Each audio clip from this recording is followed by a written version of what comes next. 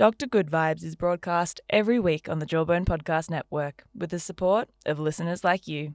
Support us by subscribing on Patreon for special behind-the-scenes and fan content and your chance to submit your sexy, sexy questions to the doctor himself. The link can be found in the show notes.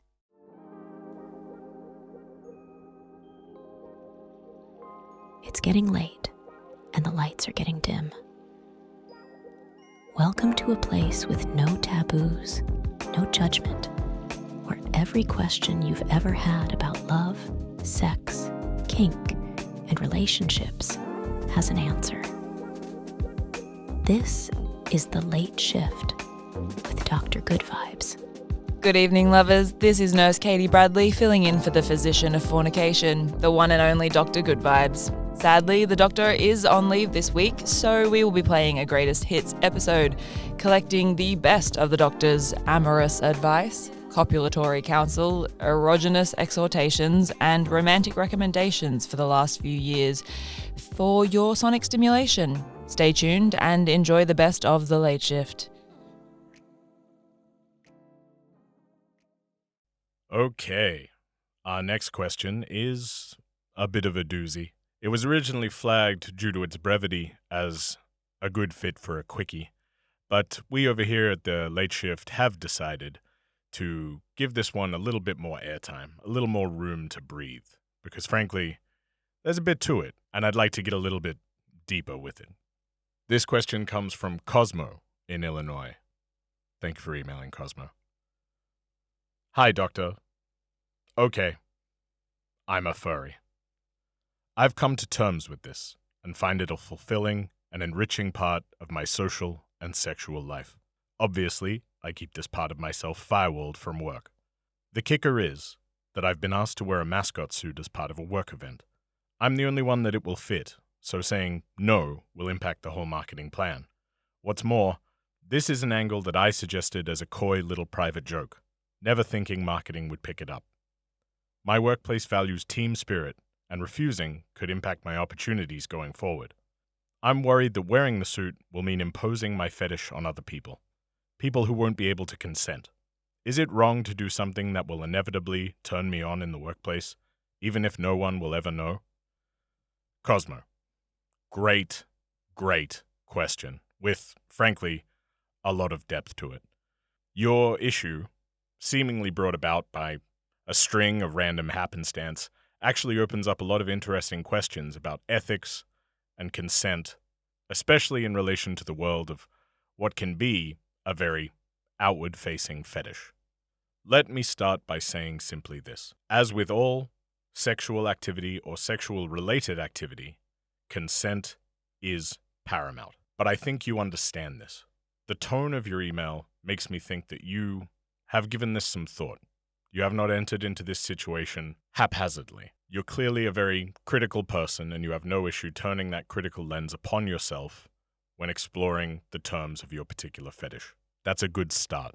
That kind of self-analysis is key to ensuring that our own proclivities do not harm others.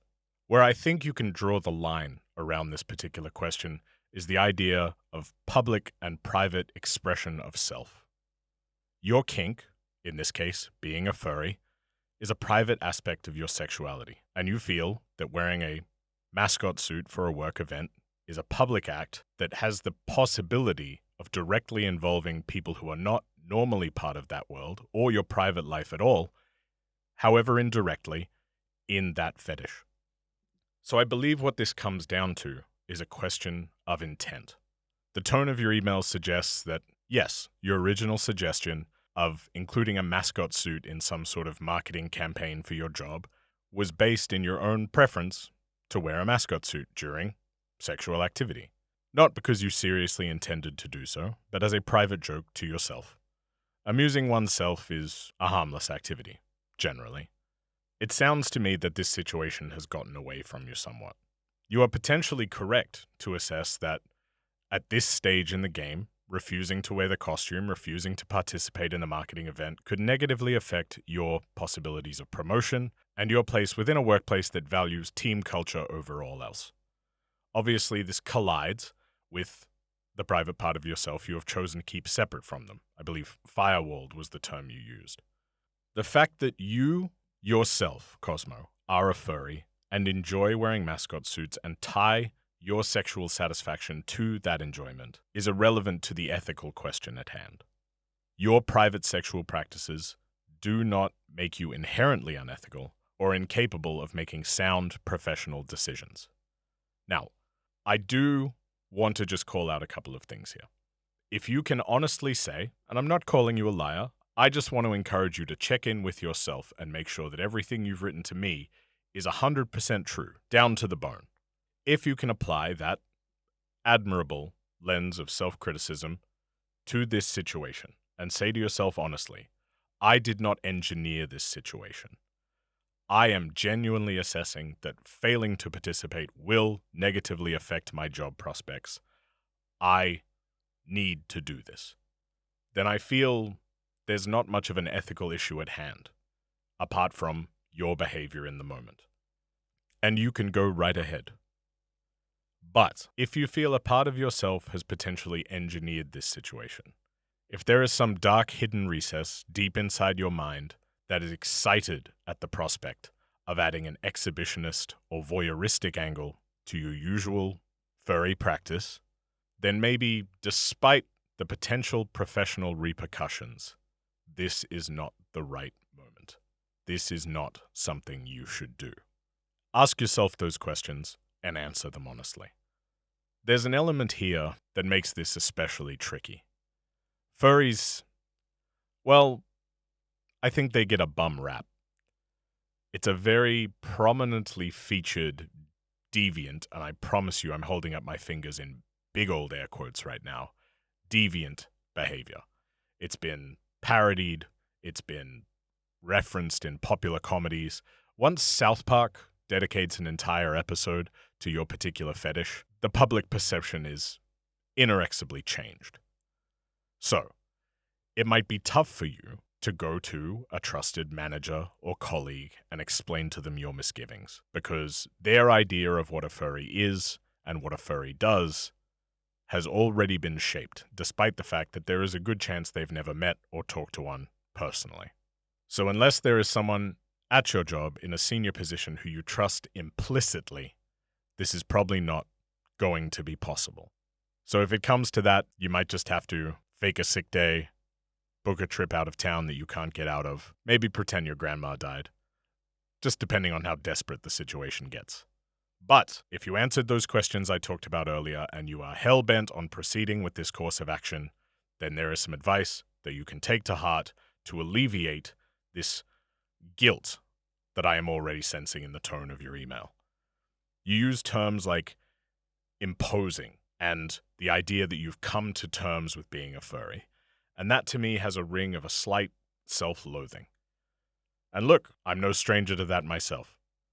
I'm not going to dwell on it, but there's an element here which I think potentially warrants further exploration for yourself to think about how come to terms you really are with this whole thing.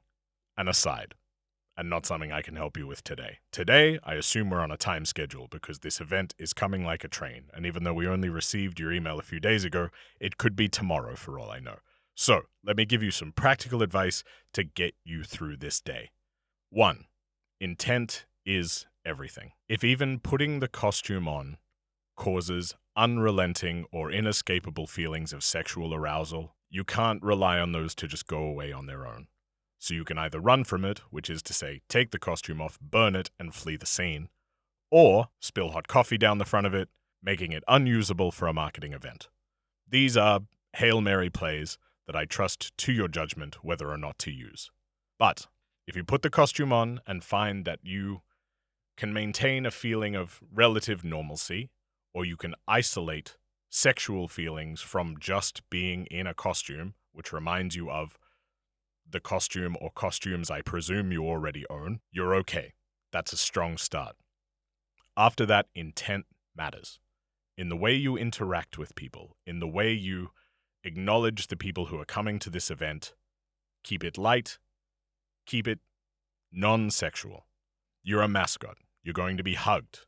You're going to be grabbed your hand is going to be held. People are going to be asking to take photos with you, potentially including very senior people at your organization.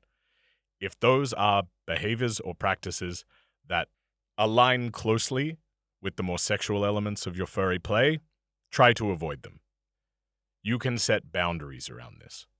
You can encourage your handlers, and I assume you will have at least one handler because moving around in a mascot costume is not easy, to keep people at a certain distance, minimize contact, or do whatever it takes for you to feel comfortable.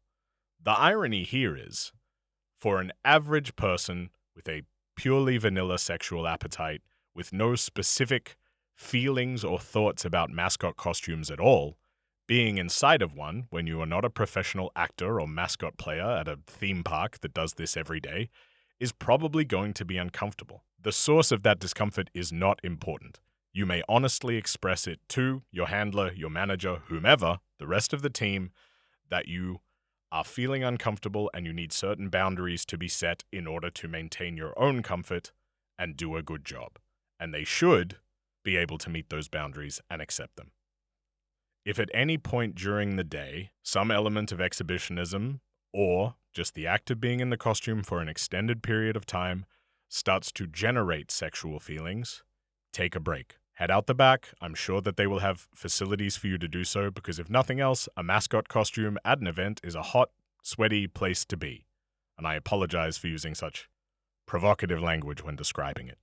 Take a 10-minute break every hour. Remove as much of the costume as you can to get back to a feeling of being human again. Being able to process your feelings outside of the confines of the costume. Set yourself back to zero. Drink some water. Do all the things that you would normally do if you actually were a professional mascot. It is down to you, because it is a perfectly acceptable choice to keep this conflict, this internal conflict, private, to set the boundaries that will keep you safe and comfortable and prevent you from behaving in a way that is unethical. And that seems to be the central crux of your email. But beyond that, should you feel arousal, should these sexual feelings take hold, that is okay. In a professional environment, we are sometimes asked to do things which may give us personal feelings which do not align with our professional behaviors.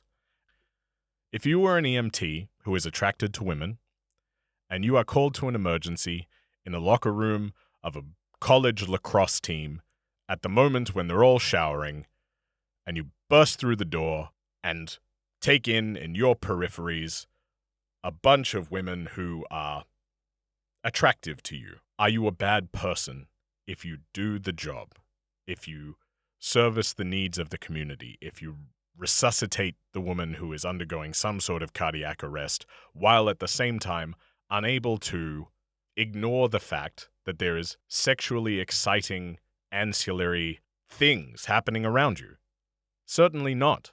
If that EMT, and let's, for the sake of this hypothetical, call her Jane, stops reviving a woman to pursue a lady who is halfway dressed because she just got out of the shower after a particularly sweaty lacrosse game, yes, Jane is a bad person. Jane has placed her sexual needs over her professional requirements in the workplace. Not the strongest hypothetical situation I've ever come up with, but I hope extreme enough to make my point using hyperbole. Cosmo, the fact that you have applied this level of criticism to yourself tells me you are not a bad person. Whether or not you succeed in fully isolating your own sexual needs from something that's happening in a professional environment where the two circles of that Venn diagram cross over a little bit, to me is largely irrelevant. It's about how you act in that moment. If you can isolate them, if you can not repress, but just put them in a little box until such a time as it is appropriate to process or deal with them as you need to, you're okay. There is a chance that this situation has come about potentially due to your own self-amusement, or that you have engineered it subconsciously, but your anxiety that you have around it now tells me that, well, you want to do a good job. You don't want to do anything unethical. You don't want to cross any boundaries, and you want to probably prove to yourself that you can do it. Keeping our private and professional lives separate is something most of us have to think about every day. That attractive co-worker, that dirty joke that goes unsaid, And it used to be that people didn't have to think about it so much. They could just get away with it and people would put up with it. Now, we don't. There is a small chance that if at some point in the future it becomes public knowledge in your workplace that you are a furry, that this moment, even if you handle yourself with the utmost decorum, may be looked at in a different light. And that may cause some professional discomfort for you. So that is another risk you may need to consider when taking on this job. In which case, if you think the outcome could be that bad, sick day, spilled coffee, go with one of the more drastic solutions. But Cosmo, it sounds to me like you have the critical faculties required to make the right choice in this situation. Analyze it, trust yourself, and really consider whether you are able to draw and stick to the line. This is such a great question, and I thank you for trusting me with the chance to answer it. Good luck, Cosmo. You are listening to The Late Shift with Dr. Goodvibes. Hey, Dr. Goodvibes. My name is Mark. I really love the show, and I thought I'd submit a question that's a little bit more on the romantic side rather than the kink side. It might be a bit basic, but I'd really love to get your thoughts on this. So, I'm in a bit of a confusing scenario right now.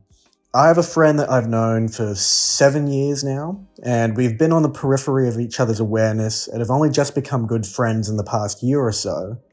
And I swear there have been sparks between us underneath this friendship that we have. For example, this friend of mine has asked me to hang out with her one-on-one multiple times. We've spent late nights together watching movies on the phone with each other. We've constantly been messaging each other funny memes and funny tidbits that remind us of each other, and she's even slept over at my place when she's needed somewhere to crash. And to add one more thing to the list, we've been very personal with each other in terms of what we talk about. You know, we've kind of opened up to each other, I think on a level that is not regular for friends. Like, she's been very emotionally open with me, and I've been very emotionally open with her at certain points in our interactions with each other, which gives me the sense that we might possibly be something more than just friends. Unfortunately, I'm a little bit slow in recognizing when I have feelings for someone, especially for a friend, and this particular friend is no exception. I was aware of a vague crush I had on her when we first started talking last year, but in the past 1 or 2 months, this vague crush of mine has turned into full-blown, head-over-heels feelings for her. I've got it pretty bad, to the point where I can't stop thinking about her, and the feelings I have for her have been pretty overwhelming, especially in the past few weeks. With all of this in mind, and with these feelings at the surface, I've decided to actively start showing her signs that I'm interested in her. And, I've started to hint that, we should start hanging out more one-on-one. And I've tried to kind of, allude to the fact that there might be something more between us. And unfortunately, me showing these signs has been met with mixed signals. She's been very sparse messaging with me. She's been very low energy whenever we talk on the phone. And I just get the feeling that the vibe is very different now that I'm showing her my feelings, as opposed to when I was blissfully ignorant and it was just a vague crush. This has been very confusing for me. I have no doubt that there was a spark between me and this person, and looking back at all our messages from the past year, I'm pretty sure that there was a good chance that she reciprocated these feelings, at least when my feelings for her weren't as on the surface as they are now. So I have a couple of questions. First off, what happened? Why has she seemingly lost interest when before she seemed pretty keen? I will add some context that, in the past couple of months, her life has been incredibly busy, and she's, I don't want to tell her life story, but she's got a lot going on in her life at the moment, big life shift stuff. So maybe that's something, but, with that context aside, what happened to make her seemingly lose interest? when before she seemed pretty keen. And then my second question, it's probably the more important question for me in this moment, is how do I move on? We're still friends and we still, semi-regularly text each other, even though it's not as frequent as it used to be. And it really hurts, getting messages from her and spending time with her, but I still like having her in my life. So it's a bit of a confusing place to be, where I really want to be with her, but she's giving me all the signs and the evidence that she doesn't want to be with me. So how do I move on whilst possibly still maintaining a friendship with her? Anyway, very big rambly message. Thank you for your time. Love the show. Mark, first of all, let me say this. Thank you for submitting a question about romance. I know at times the late shift can seem overly focused on the carnal and the kinky, but romance is such a big part of human interaction, such a joyful area, or potentially painful, that being able to apply some examination to it every once in a while is one of my favorite things to do. Let's talk about your situation. A girl you've known for 7 years, who you've become close with, who you've developed romantic feelings for, has, while initially seeming like they might be interested, like they might reciprocate those feelings, has shifted, become cold, distant, quiet where they were once loud, disengaged where they were once very engaged, with you, with your messages, with your memes, with your interactions. Regardless of romantic entanglement, this is a tough thing to walk through. We all have ideas about all the relationships in our life, friends, family, lovers, and when they shift seemingly without warning and in drastic ways, one of those foundations that we walk around on so confidently every single day starts to feel shaky under our feet, and it is almost impossible to not wear some kind of emotional response to that. Mark, let me say this to you right up front. There is nothing wrong with what you are feeling. There are, unfortunately, a million reasons why things could have played out the way they did. And I would like to explore those before I answer the very direct questions that you posed as part of your voice memo. This girl, unfortunately we don't have a name for her, so I'm just going to call her Sally. You and Sally have been in each other's orbit. She's around. You're aware of her. She's aware of you. Lately, you've become closer. You've become friends. You've shared interactions, inside jokes. You've built a certain level of rapport. For you, and we can only speak for now for you, those feelings have developed into romantic ones. Again, nothing wrong with that. But the thing that seems to be throwing you is the change. If nothing else, it sounds like, regardless of your own feelings, the relationship dynamic has shifted. I don't like to theorize too often on how other people are feeling without getting some input from them, but core to the question that you're asking, I think we have to a little bit. I will try to keep that focus on you, your behavior, and your feelings, because those are the only things I can speak on with some authority in this situation. You presented, even in your question, a number of reasons why things might have shifted. First of all, the obvious ones. Timing. You mentioned that Sally is going through a period of upheaval in her own life. When those kind of things happen, depending on the scope, it can be impossible to maintain all of your relationships, social or otherwise, at the level at which they currently live. You will prioritize, subconsciously even, at this time of change. Now, it might not be nice to hear that you are, in the very best case scenario of this situation, perhaps just not a priority. But what that does mean is that the inherent value of your relationship has not changed.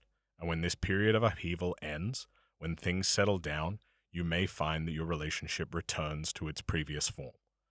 So while that sounds a bit rough to start with, it's actually a long-term beneficial outcome. There's another element at play here which might be a little less obvious, less easy to hang the hat of all these issues on. And that's the idea of uncertainty. You mentioned that the way you interact with her has changed, which is not a failure on your part. It's just something that happens. The way you felt about her changed, so the way you treated her changed as well. She may be undergoing the same uncertainty about the terms of your relationship that you are. She's used to you acting in a certain way. She's used to a certain level of communication, a certain type of communication, a certain type of social interaction, and that has shifted. So potentially, she is feeling some uncertainty as to what the relationship status is as well. Whether she has read that, correctly or incorrectly, as sourced from a romantic interest, all she knows is that something has shifted. And her response may be one based in discomfort, it may be based in uncertainty, it may be based in rejection, it may be based in her just formalizing and filtering her own feelings about the way this relationship has changed. At the time when your relationship was developing, you say it was a platonic one. You had no particular romantic interest in this person. And if she has clued in that now you do have a romantic interest, she does not have the internal knowledge of your own thoughts that would lead her to believe that that romantic interest was not there from the beginning. She may be reassessing the behaviors, the actions, the interactions of your relationship up to this point, all the way back to 7 years ago, through the lens of, oh, Mark is romantically interested in me. Potentially, Mark has been romantically interested in me this whole time. So she has to spend some time assessing and auditing her behavior, your interactions as a duo, and working out what those mean. She could be going through that process as you speak, which has led to her altering her behavior, perhaps subconsciously, or perhaps in response to this new assessment of the terms of your relationship. And at the end of the day, really, without talking to her, there could just be something going on that you're not aware of. You say that you are very close, just under the terms of a very close friendship, that you've gotten quite personal and open with one another, which I assume is probably what makes this so unbearable. There could be other things going on in her life where maybe your friendship had not crossed the line in terms of personal sharing. There could be a partner on the scene already that she keeps to herself because maybe she already had an inkling. Because maybe she already had an inkling that you were romantically interested and didn't want to hurt you. There could be an ex. There could be family or religious reasons. There could be cultural reasons at play that prevent her from considering you as a romantic partner. And when she clued into the fact that that might be your intention, she was forced to put a wall up around what was already there. Again, we're playing guessing games here, and that's a tough thing to do. So I'm going to focus on some stuff that you can do. Let's talk about you, Mark, moving forward. There are some things I'm going to recommend to you here, which may not be the way. I need you to assess whether or not this is the right time, the right moment, or if it's worth putting yourself out there and potentially receiving a little bit more emotional damage. The first thing is, and I know I say this a lot, open communication. Much like me right now, you're playing a guessing game. You're assuming. You're extrapolating. But what you're not doing is finding out for sure. If one of the theories we put forward is true and that the potential romantic entanglement has damaged the terms of your friendship because she feels she needs to put some distance to express her disinterest, this could be the death knell of that friendship that you're already mourning. But part of me thinks the right thing to do is simply ask. You say that you have indicated your romantic interest, I assume with subtlety, and that hasn't worked. If it's being communicated, it's not being reciprocated. If it's not being communicated, then your behaviors and the way you act around her has changed and she doesn't know why, but she has to respond to it anyway. So if you want to know for sure, if you want to move forward, and if the timing is right, if you think that your friendship, if you value it, if you want to keep it, can survive it, if you think that this period of turmoil and change in her life will not be further enhanced by you simply asking the question, express that you are romantically interested, express the timeline in which it came, give her the context for behaviors that she may not understand as yet, and ask her if there's any reciprocation. Even in this time of change and upheaval, it may not be the right moment, but you can at least find out for sure, and you can put these feelings to bed yourself. You can then move on in whatever way you need to. That's a thing you can act on or deal with. If she's not interested, then she's not interested. You can, together, choose whether you can put those feelings away or in a box or process them or prevent them in some way from influencing the friendship and try to rebuild some sort of friendship on new terms. But both of you probably need the opportunity to contribute to that decision, because a friendship, like any other relationship, goes two ways. Either way, whether you ask this tough question or not, you must respect her boundaries. She's a friend. You owe her that much. We treat our friends with respect, with empathy, and we try to do what's best for them. It sounds like you two were really friends. You didn't make this friendship happen as some sort of Manchurian candidate strategy to get into her inner circle, to learn personal things about her, to increase your chances of being able to start a romantic relationship with her. It was genuine. It was real. Think about the mutual shared interests or qualities that led you to that friendship in the first place. They may contribute to, but they are not the reason for your romantic interest. But at the end of the day, whether or not this thing goes from friendship to relationship is a decision that both of you have input on. So if the timing isn't right, or if you feel it would stress her out, or if you feel like she's made her feelings abundantly clear, respect her boundaries, change your own behavior, take that flirty stuff right off the top of the ice cream sundae, and go back to the friendship you had. It could be that it's never quite going to get back to where it was. But again, things and people change, and the way they interact changes. For yourself, let's stop talking about Sally and let's start talking about Mark. I want you, regardless of how this plays out, to prioritize self-care. Once you get your answer, or if you decide that you already have it, allow yourself to grieve the loss of a potential relationship. Something in which you saw a future, something in which you saw value, something you saw that was worth pursuing. The idea that you can no longer have that all of those hypotheticals, all of those ideas no longer exist, is a loss. Allow yourself to grieve it. Allow yourself to mourn it. Engage in activities that you find joyful by yourself or with the other friends in your circle. Focus on your well-being. Do not isolate yourself, and take this as what it is. Another lesson in human interaction. The thing about romance is that it is naturally mercurial. The signals that you received and understood to be ones of romantic interest may have been genuine.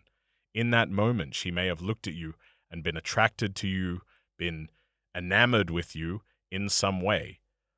But, as we all know, those feelings can change on a day-by-day, hour-by-hour basis. Moments of attraction, moments of arousal, moments of affection shift and recede like the tides. I won't even tell you that you read the signals wrong. You may have read them completely right, but things may have changed while you worked up the courage to act. Maybe she is someone who prefers to pursue, and when you started pursuing her and she felt it, she lost interest, because people are complicated. If you're really as close to this person as you say, the answer is probably in something you already know.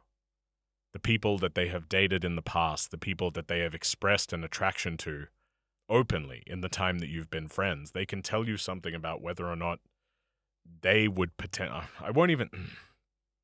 I don't want to say type. I want to say whether or not you are the type of person that they would be interested in. And some people just have hard lines. I personally believe that variety is the spice of life, but it's not for everyone. I know this advice contradicts something I said earlier because it requires you to pick apart your interactions for 7 years with a fine-tooth comb and seek out the subtle hints, but if that's what it takes for you to heal, then that's what you've got to do.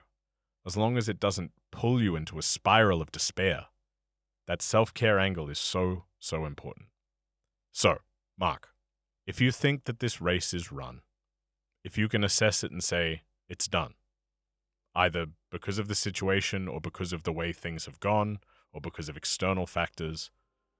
Take your time to mourn, decide what is worth salvaging, and make efforts to save it. If you think that there is still some unsureness there and you need clarity to get closure, ask the question and get the answer. But whether you do that or not, the first bit still counts. Good luck out there, Mark. I believe in you.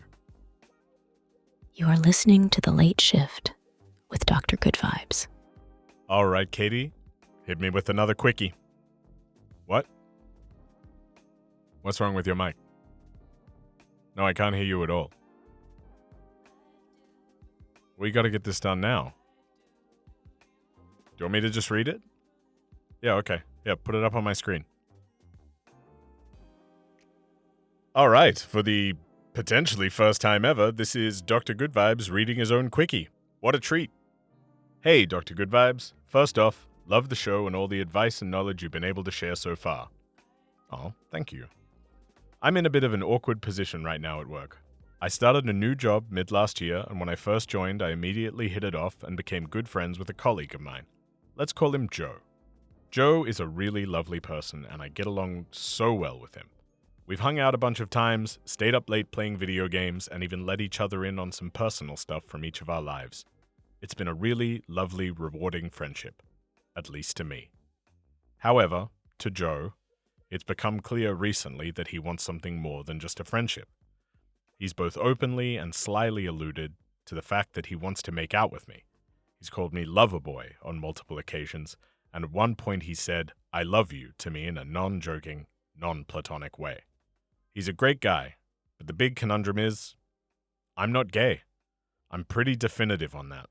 I went through a period of soul-searching where I thought maybe I was gay and or bisexual, and I came out the other end of that experience realizing that I am straight. I've tried to drop all the hints to him. I've mentioned girls I'm interested in. I've mentioned celebrity crushes, all of whom aren't guys. I've refused all of his offers to make out, and he's even aware of the fact that in one of the employee forms you have to fill out at the beginning of the job, I clarified that I was straight. No matter what I've done, he just doesn't seem to get the hint, and I get the feeling that he's holding on to the hope that I might just change my mind on my sexual orientation.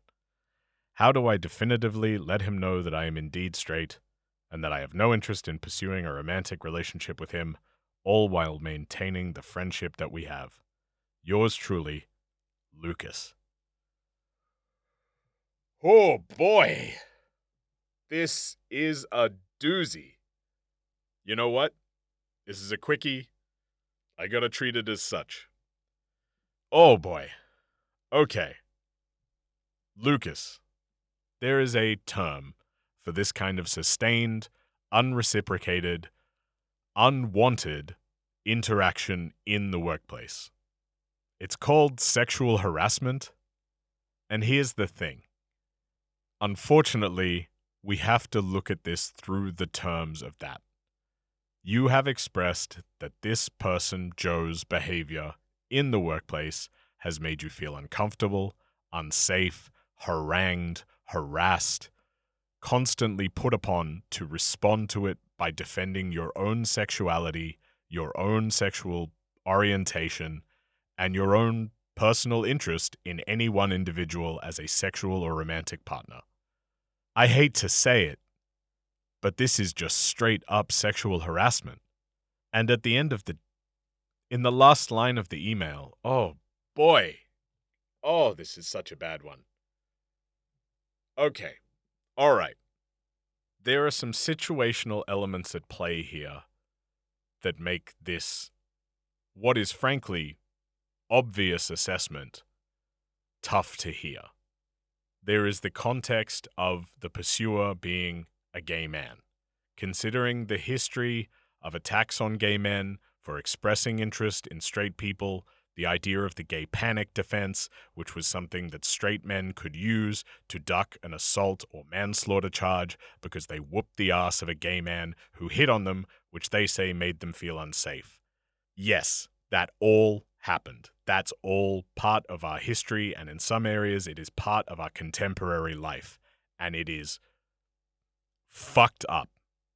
It's super fucked up. But you know what? This email is fucked up. Lucas, you go to work every day, you interact with a bunch of coworkers. Whether or not they are sexually interested in you is, until it becomes your business, frankly none of your business. This person, Joe, has made their interest in you very clear, and you have, by the sound of it, rebuffed them in the most polite terms imaginable. Now, it could be that this person is just playing around, but we don't play around like this anymore. If it has gotten to the point where it's causing you discomfort, your worry about defending a friendship or protecting a friendship that exists may be misguided, because how close a friend can this person be if they are putting you in a deeply uncomfortable situation repeatedly with no care or concern for your feelings? I'm getting really riled up on this one. Oh boy, Katie, I need 2 seconds. Can we play some calming music, please?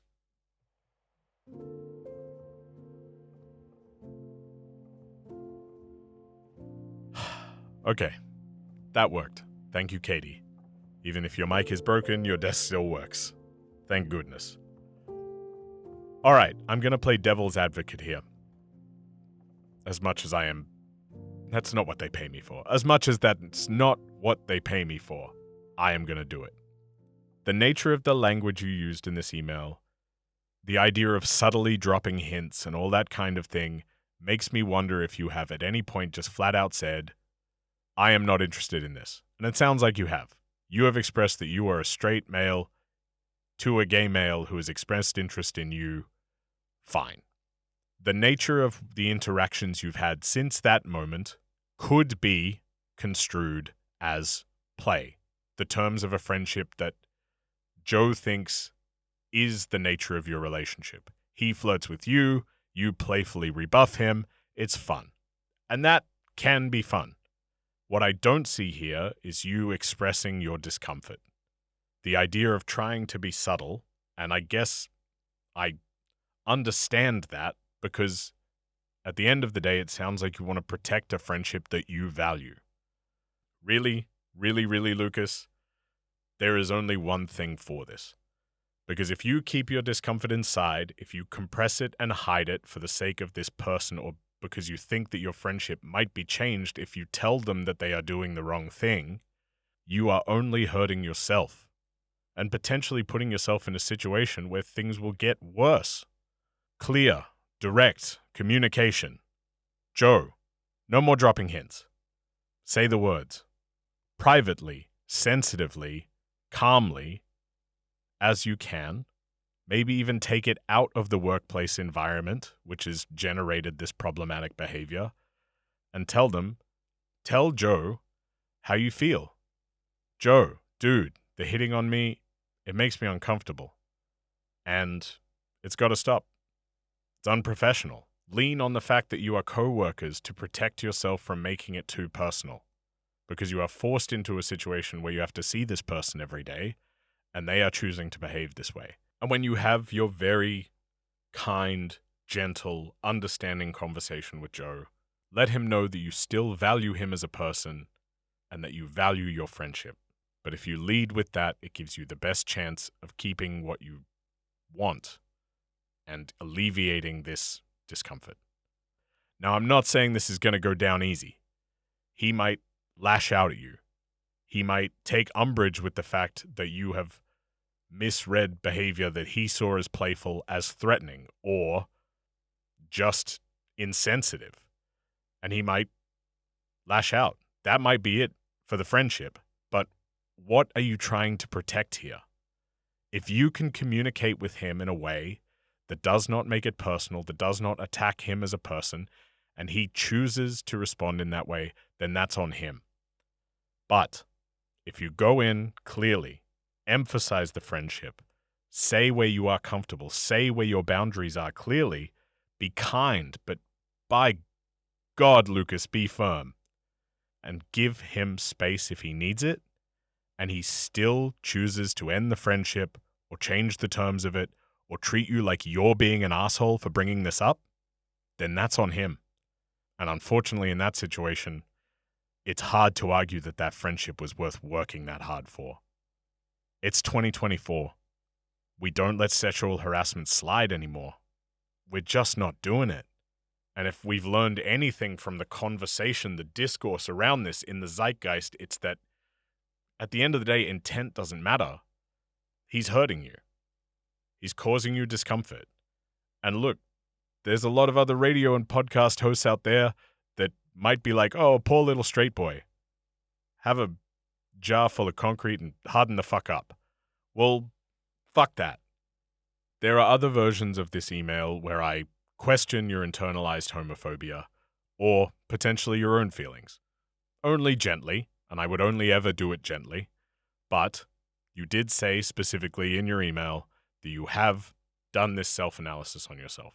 So I assume that if you've really dug into it about how you feel about your sexuality and you've come to terms with it in such a decisive way, it's not the result of internalized homophobia. Okay? I'm going to take your assessment as gospel. This person is a friend.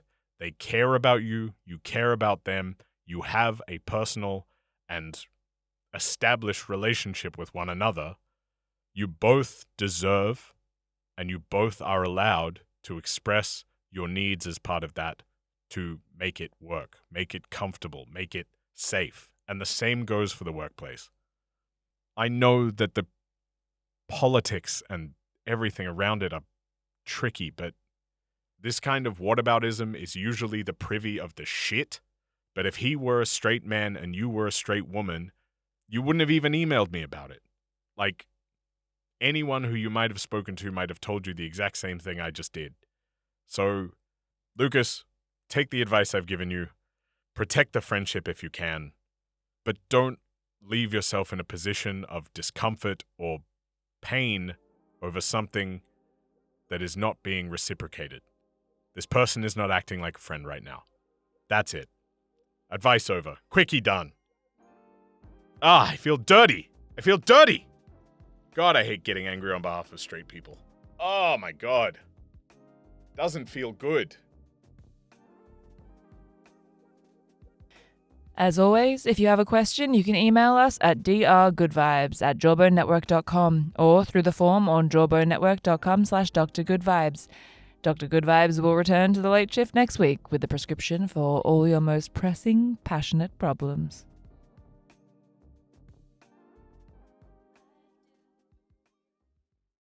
Are you enjoying this very sexy mystery podcast? Of course. Do you wish you could hear more very sexy mysteries? Absolutely, I do. Well, you know what? There's a place for you. Where? Audible.com. They have the largest range in the world on the internet of audiobooks. Can you get a free trial? Oh, you bet your sweet bippy you can. And if you just click the link in the show notes. Whose show notes? Our show. That's Dr. Goodvibes. Dr. Goodvibes is hosted on Captivate FM. The podcast platform designed by podcasters for podcasters. And by podcasters, just like me. Head to the link in our show notes for your 7-day free trial. And you too could have a podcast this good.